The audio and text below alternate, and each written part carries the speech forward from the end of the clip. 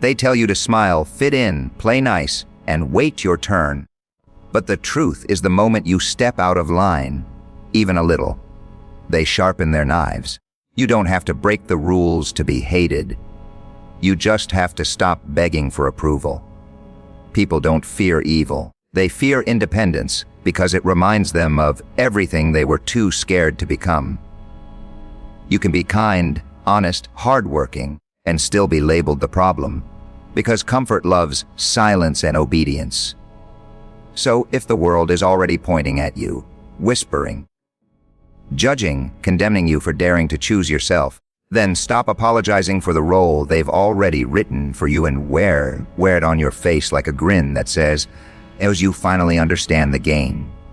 Approval is a trap because it quietly teaches you to outsource your sense of value to people who neither understand you nor bear the consequences of your choices. From a very young age, you learn that being agreeable earns rewards. Praise from parents, acceptance from peers, validation from authority. That system works well enough when you are a child and genuinely dependent on others for survival. But the danger begins when you never outgrow it. You start mistaking social approval for moral truth and popularity for virtue. Instead of asking whether something is meaningful, responsible, or aligned with your deepest values, you ask whether it will be liked, whether it will offend, whether it will cost you comfort. The problem is that groups don't reward honesty. They reward predictability. If you say what everyone already believes, you're safe. The moment you articulate something real, something difficult, something that demands responsibility, you become a threat. Not because you are wrong, but because you disrupt the fragile consensus that keeps everyone comfortable. Approval seeking trains you to keep the peace at the expense of truth, and truth, when spoken clearly, rearranges hierarchies. People sense that, even if they can't articulate it, and they push back. When you live for approval, you fragment yourself. You present one version of you to one group, another version to someone else, constantly adjusting, constantly editing. Over time, you lose track of who you actually are. This isn't harmless, it breeds resentment. You feel it when you lie to keep things smooth. You feel it when you swallow your words. That resentment doesn't disappear. It turns inward or outward, manifesting as anxiety, bitterness, or quiet contempt for the very people whose approval you're chasing. There is also a deeper cost. If you organize your life around being liked, you avoid responsibility. Responsibility requires judgment, and judgment risks rejection. So you delay decisions, you hedge your beliefs, you soften your convictions until they mean nothing. You become harmless. But harmless is not the same as good. Goodness requires strength, and strength is intimidating.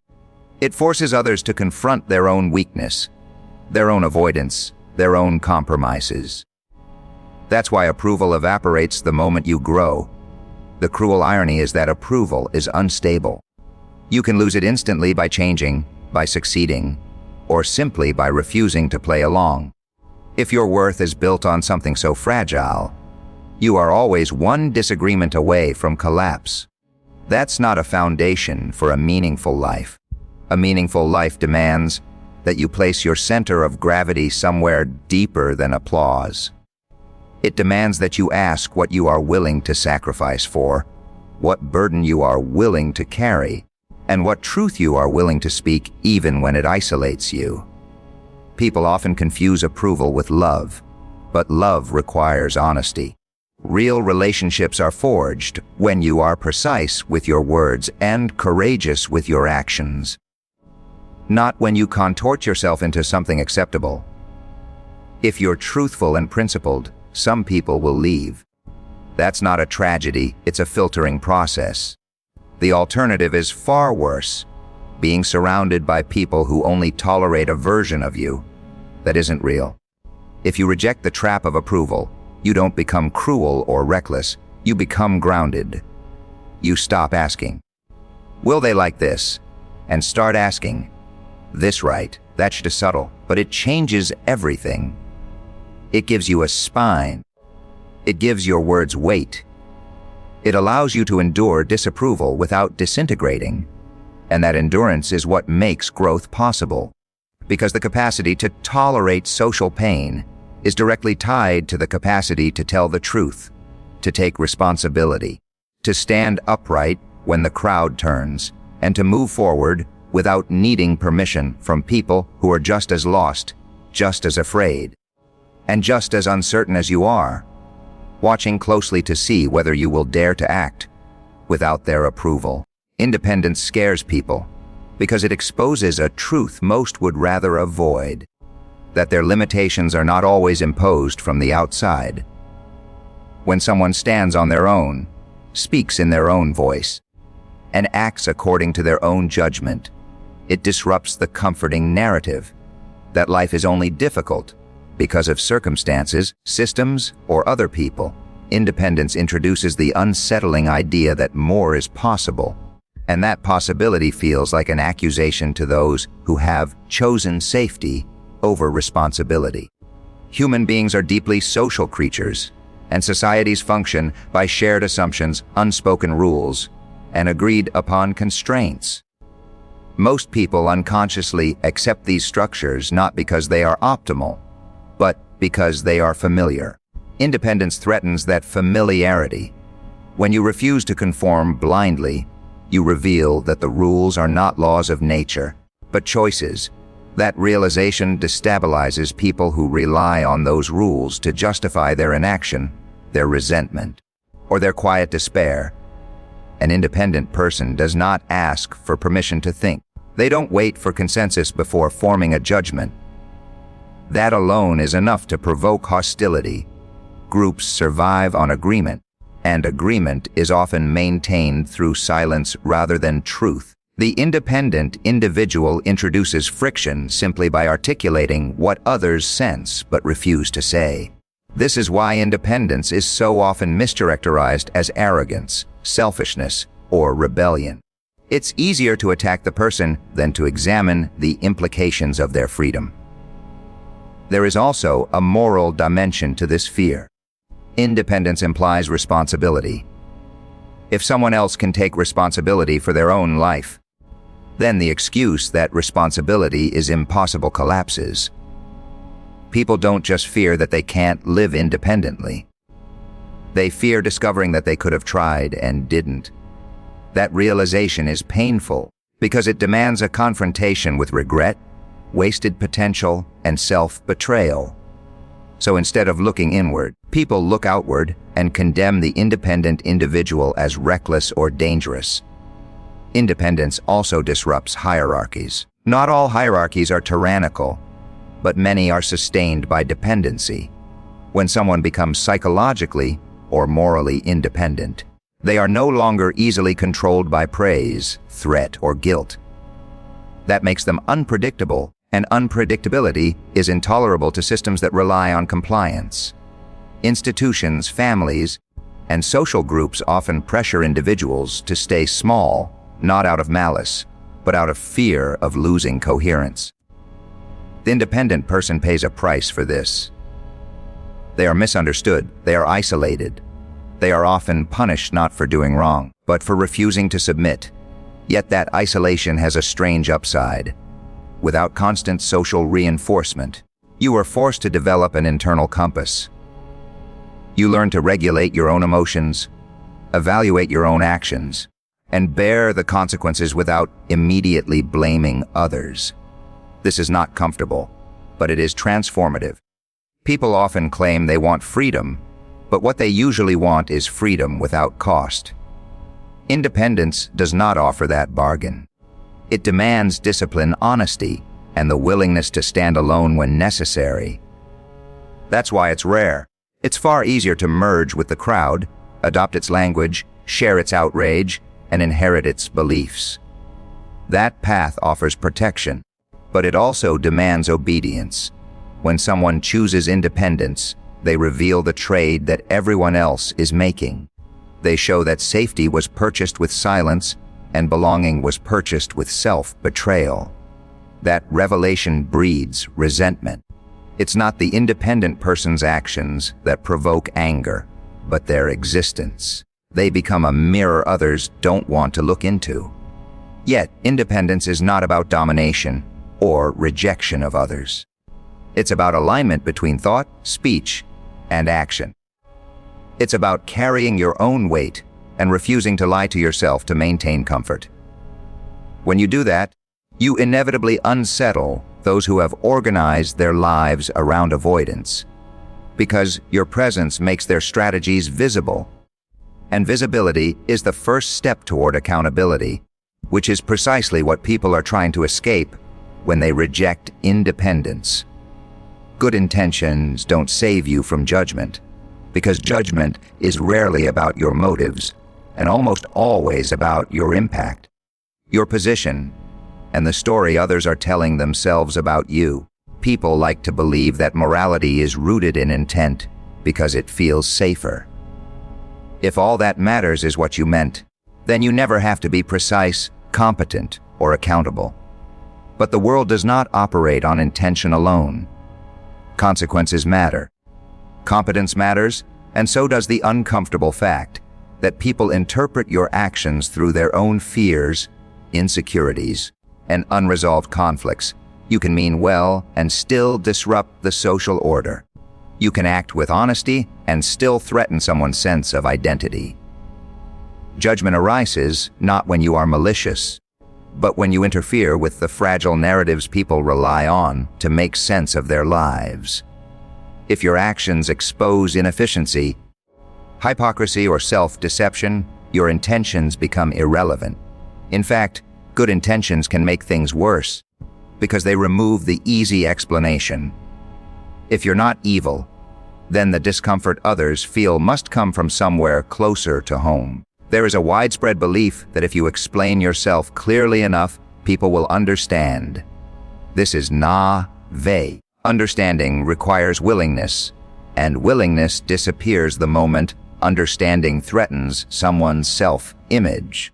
When your good intentions challenge someone's moral superiority, their victimhood, or their excuses, they will judge you harshly not despite your intentions, but because of them. Your sincerity becomes evidence against them, and evidence is dangerous. Judgment is also a social mechanism. Groups judge in order to enforce norms, not to uncover truth. When you act differently, when you take responsibility others are avoiding, or when you refuse to participate in collective dishonesty, judgment becomes a tool to pull you back into alignment. Your intentions don't matter in that context. What matters is whether your behavior makes the group uncomfortable. If it does, you will be labeled careless, insensitive, arrogant, or worse, regardless of how carefully or compassionately you acted. This is why relying on being perceived as good is a losing strategy. Goodness that depends on approval is not goodness at all. It's performance. The moment circumstances shift, the audience turns. People who once praised you will distance themselves, reinterpret your past actions, and rewrite your character. Judgment is retroactive. It reshapes memory to justify the present emotional reaction. You become the villain not because you changed, but because the social need changed. There is also a psychological burden in clinging to good intentions as a shield. When judgment arrives, as it inevitably does, you feel betrayed. You tell yourself you didn't deserve it, and maybe you didn't, but the shock reveals an unspoken assumption that fairness governs perception. It doesn't. Perception is governed by power, emotion, and narrative. If you are unprepared for that reality, you become bitter or confused, endlessly trying to prove your innocence to people who are not interested in the truth. Maturity begins when you recognize that judgment is unavoidable. You will be judged for acting and for not acting, for speaking and for remaining silent. Once you accept that, good intentions can return to their proper place, not as armor, but as orientation. You act rightly not to be praised, but because you have decided what kind of person you are willing to be. That decision has weight only if it survives disapproval. When you stop expecting your intentions to protect you, you become more precise. You think more carefully about consequences. You strengthen your character instead of your image. You accept that being misunderstood is part of acting honestly in a complex world. Judgment loses its power when it no longer determines your sense of worth, and paradoxically, that is when your actions become more grounded, more responsible, and more difficult to dismiss, because they are no longer driven by the desperate need to be seen as good, but by the harder discipline of choosing what is right even when it costs you reputation, comfort, and the illusion that fairness will save you from being judged. Comfort hates disruption, because comfort is built on predictability, and disruption exposes how fragile that predictability really is. People arrange their lives to minimize uncertainty. They develop routines, beliefs, and social agreements not necessarily because they are true, but because they reduce anxiety. Once those structures are in place, anything that challenges them feels like a threat, even if the challenge is rational, necessary, or constructive. Comfort doesn't care whether something is right, it cares whether something is stable. Disruption forces attention.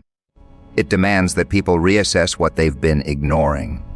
When you introduce change, by questioning assumptions, raising standards, or refusing to participate in convenient falsehoods, you interrupt the mental shortcuts that allow others to coast. That interruption is experienced as aggression. It feels invasive.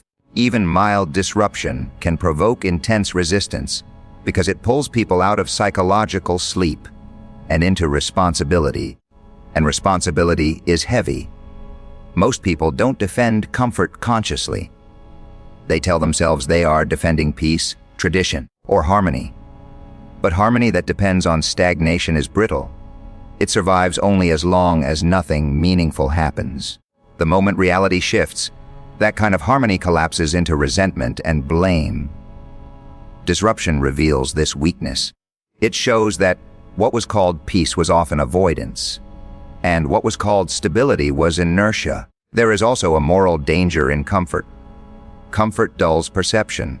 When things are easy enough, people stop asking whether they are living truthfully or usefully. They stop refining their character. Disruption reintroduces friction, and friction is what sharpens judgment. Without it, standards decay, competence erodes, responsibility is deferred indefinitely.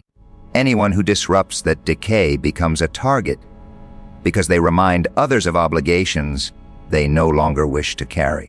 Comfort also aligns itself with social consensus. If everyone agrees to keep things the same, no one has to stand out. Disruption breaks that agreement. It forces differentiation. Someone has to take a position. Someone has to risk being wrong. That risk is precisely what comfort avoids. So when a disruptive individual appears, the group often responds with moral language, accusations of insensitivity, recklessness, or hostility, not because harm has occurred, but because comfort has been disturbed. On a personal level, disruption threatens identity. Many people define themselves by their routines, roles, and expectations. When those are challenged, it feels like an attack on the self. If you point out inefficiency, you aren't just criticizing a method, you are questioning the competence of the person who relies on it. If you suggest change, you aren't just offering improvement, you are implying that the current state is insufficient. Comfort hears that implication and reacts defensively. Yet disruption is the engine of growth. Every meaningful transformation, whether psychological, social, or cultural, begins with discomfort. Learning requires confusion. Improvement requires admitting inadequacy. Truth requires confrontation with error. Comfort resists all of these because they involve short-term pain, even if the long-term outcome is positive. That resistance is why progress is always accompanied by backlash, and why those who push for change are often punished before they are understood. Disruptive individuals are rarely welcomed in their time. They are tolerated only after their disruption becomes normalized and stripped of its urgency.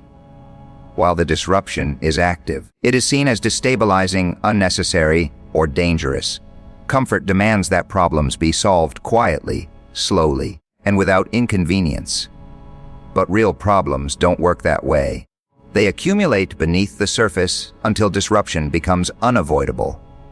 When you choose to disrupt comfort, by telling the truth, by raising standards, by refusing complacency, you step into conflict whether you want it or not. The resistance you encounter is not a measure of your cruelty, but of the depth of attachment others have to their ease. Comfort hates disruption because disruption reveals the cost of staying the same, and once that cost is visible, comfort can no longer pretend it is harmless, benevolent, or neutral. Labels are tools of control because they compress complex human beings into manageable symbols. And once that compression occurs, understanding is no longer required. A label replaces curiosity with certainty. It allows people to believe they know who you are without listening to what you say, examining what you do, or grappling with the nuance of your intentions. That shortcut is psychologically efficient, and efficiency is seductive, especially in a world that demands constant judgment without reflection. When someone labels you, they are not merely describing you. They are positioning you within a hierarchy.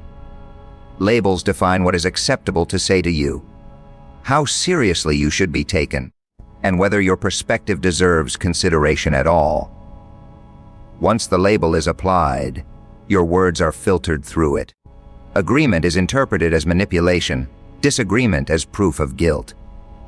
The label becomes a closed system, immune to evidence, because its function is not truth but control. Labels also relieve people of responsibility.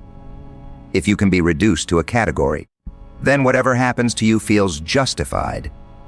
The complexity of your circumstances disappears, and with it, the moral burden of treating you as an individual. This is why labels are so attractive in moments of conflict. They simplify moral landscapes that are otherwise too demanding to navigate honestly. Instead of asking what went wrong, who is responsible, or how to fix it, people ask which label applies, and once that decision is made, the rest follows automatically.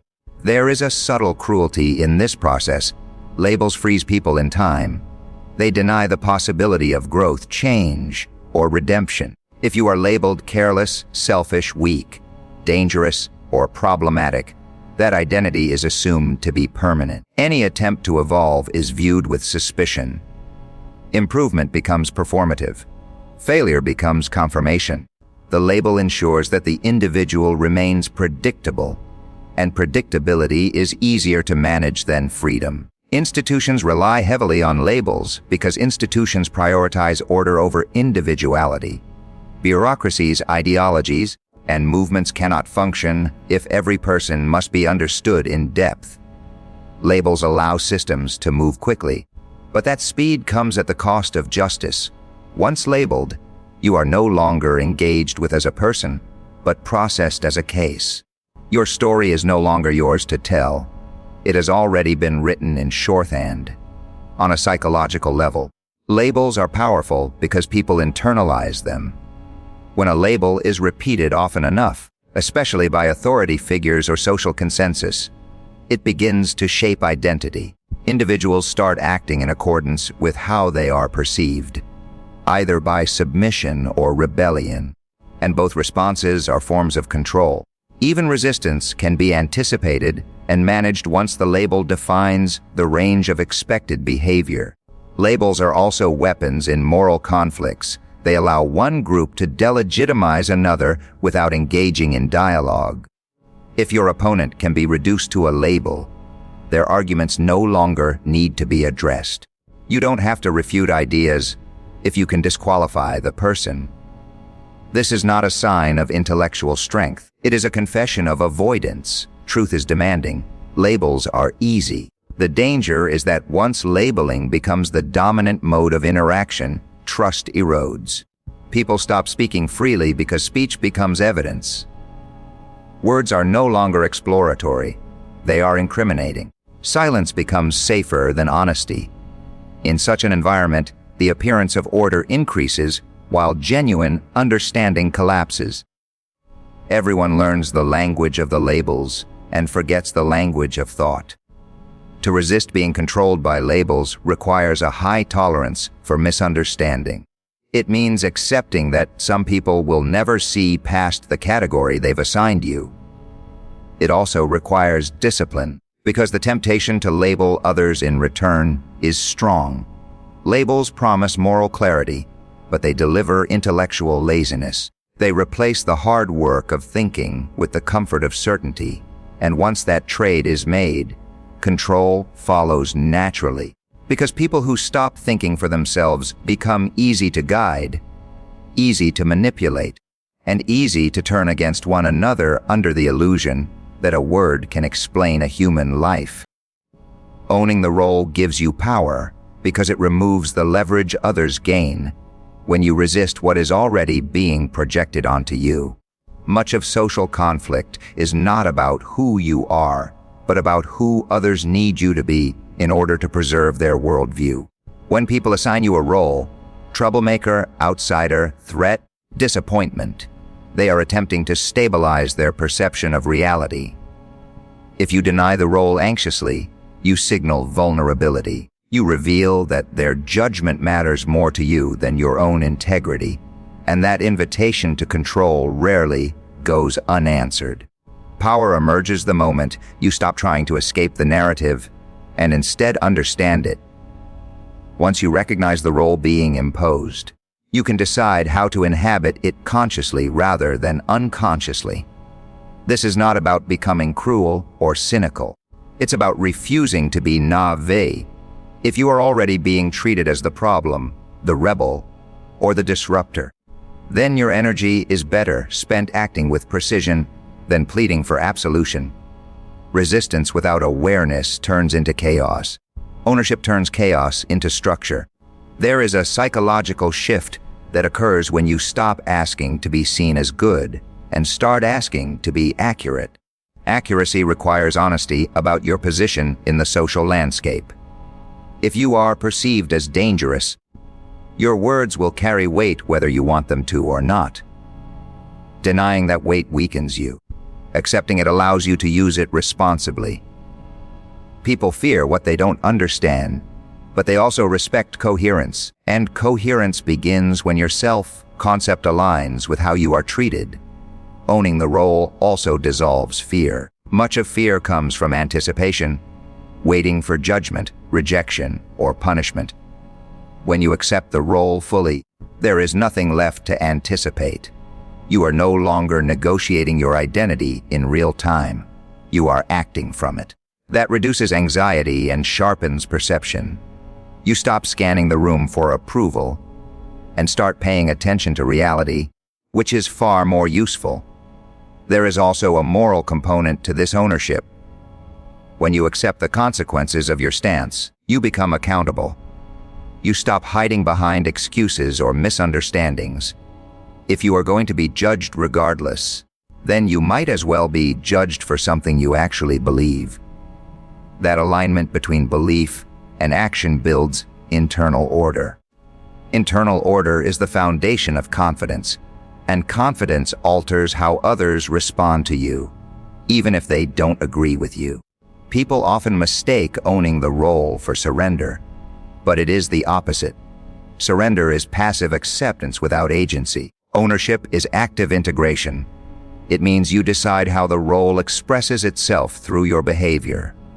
You define its boundaries. You refine it. You turn it into something disciplined rather than reactive. That discipline is what transforms a label from a weapon into a tool. When you own the role, manipulation fails. Shame loses its grip. Guilt becomes information rather than a leash. You are no longer easily provoked, because provocation depends on denial. Once you accept the shadow others project onto you, they lose the ability to use it against you. What remains is dialogue or distance, and both are preferable to silent coercion. This process does not make you popular.